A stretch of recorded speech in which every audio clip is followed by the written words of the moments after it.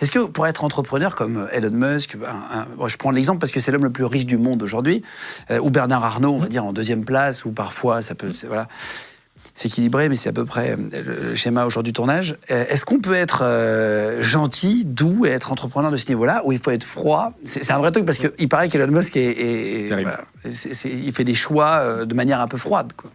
Quand tu es à ce niveau-là, tu es forcément un tueur. Un requin. C'est-à-dire que tu ne peux plus avoir le temps de gérer les gens. Ça ne veut pas dire que tu as un mauvais fond, ça ne veut pas dire que tu es quelqu'un de méchant, mais ça veut simplement dire que tu n'as pas le temps de prendre des gants. Ça va très vite. Il faut raisonner de manière très pragmatique, très chiffrée.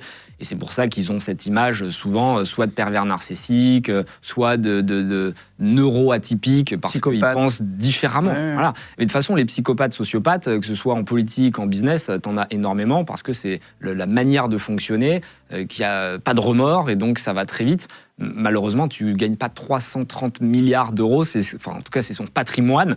440 ce moment. En faisant 440. Ils ont annoncé la 440. Putain, non, mais t'imagines, tu peux pas faire ça sans être dur et rapide.